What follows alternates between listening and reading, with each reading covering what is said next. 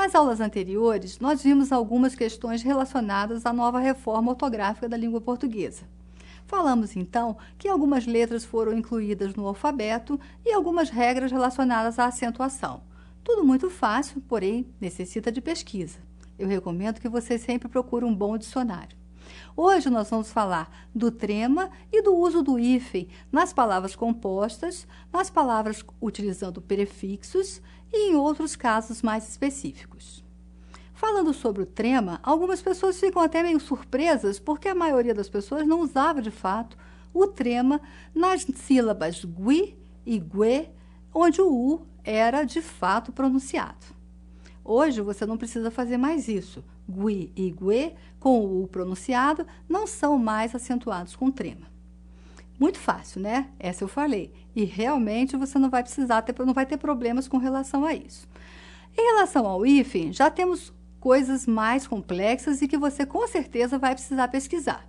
Falemos primeiro das palavras compostas. O que são palavras compostas? Palavras são compostas, como o nome diz, elas se compõem de duas ou mais palavras.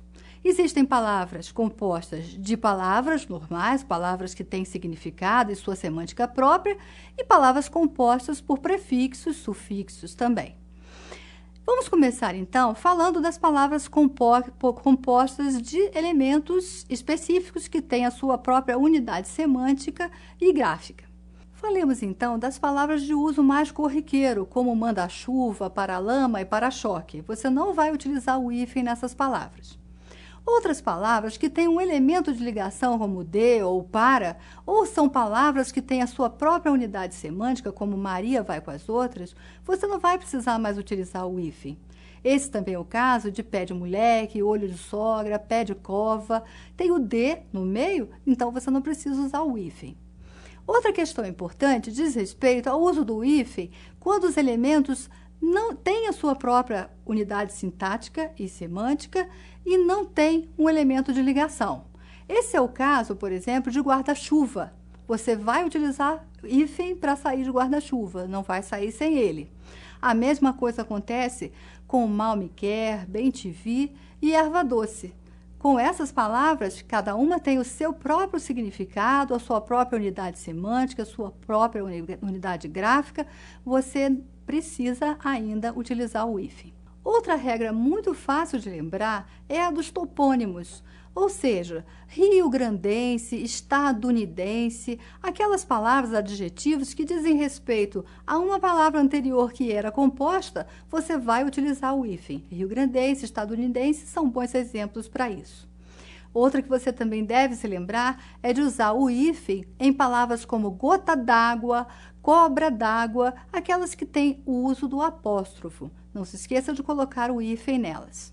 Outra regra fácil de você se lembrar é das palavras compostas de duas palavras iguais. É o caso de reco-reco, tic-tac, blá, blá, blá. Nessas palavras, você vai com certeza utilizar o hífen. Fácil, não é?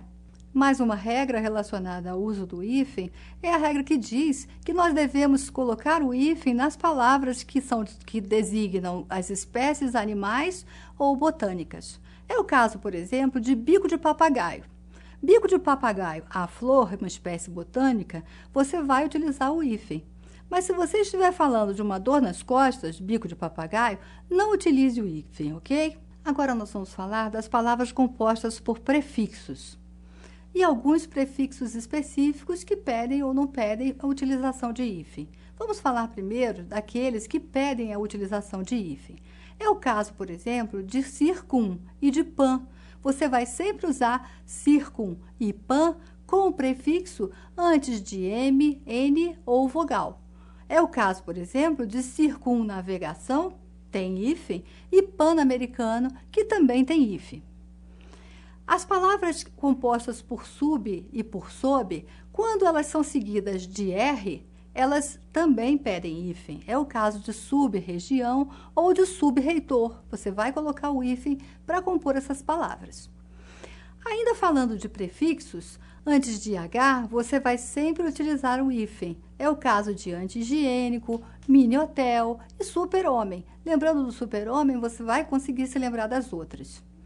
É o caso também de você utilizar o hífen quando a sua letra inicial é igual à letra que termina o prefixo. É o caso de micro-ondas. Pouca gente utiliza hífen falando, escrevendo sobre micro-ondas, pois você vai acertar se fizer assim. Utilize o hífen sempre que o prefixo terminar com a mesma letra que a palavra inicial. Micro-ondas, interregional, anti-inflação, portanto, você vai utilizar o hífen.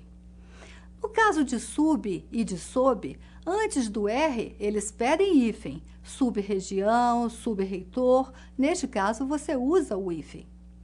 Além, a quem, recém, bem e sem também vão pedir o hífen. Então, recém-casados sempre tem hífen.